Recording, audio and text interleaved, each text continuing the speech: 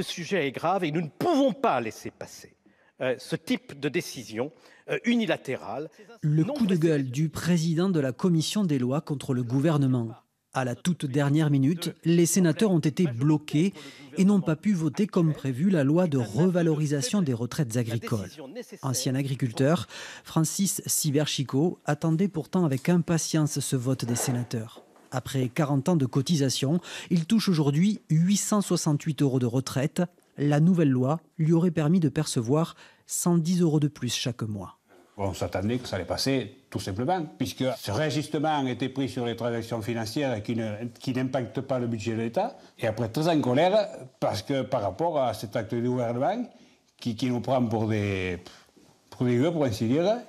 Adoptée par les députés l'an dernier, la loi de revalorisation des retraites agricoles devait ainsi porter les pensions de 75 à 85% du SMIC, soit 987 € par mois.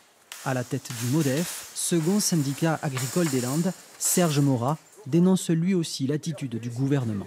On a pu juger avec quelle vitesse on a supprimé une partie de l'ISF et avec quelle lenteur on va réussir à mettre 2 ans pour pouvoir prévoir 85% de la retraite, enfin équivalent au SMIC.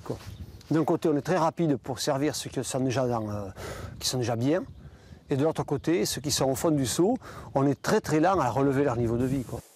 Le financement de la revalorisation des retraites agricoles, basé sur la taxation de 0,1% des transactions financières, fait pourtant l'unanimité au sein des parlementaires. Près de 300 millions d'euros pour augmenter des retraites qui resteront malgré cette loi en dessous du seuil de pauvreté.